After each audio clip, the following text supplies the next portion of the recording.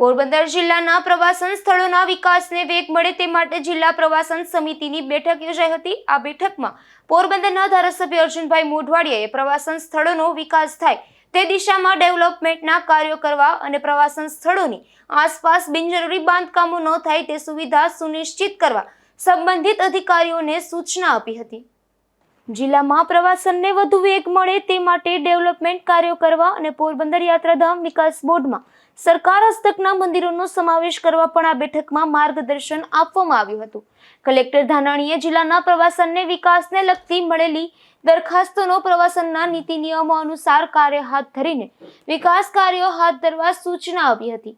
ધારાસભ્ય અર્જુનભાઈ મોઢવાડિયાની ઉપસ્થિતિમાં જિલ્લામાં આવેલ બિલેશ્વર મહાદેવ મંદિર બાજુમાં શૌચાલય બનાવવા, ભારત મંદિર, તારા મંદિર, ફુલેશ્વર મહાદેવ મંદિર, બ્રહ્માજી મંદિર, ગણેશ મંદિર અને શેષ મઢ સહિતના મંદિરોમાં આસપાસ વિવિધ સુવિધાઓ તેમજ જિલ્લામાં પ્રવાસનને વેગ મળે તે માટે બીચ, તળાવના બુટીક, ફેશન રોડ સહિતની વિકાસના કામો કરવા જિલ્લા પ્રવાસન સમિતિને મળેલી વિકાસને લગતી રજૂઆતોનું આયોજન કરવામાં આવ્યું હતું।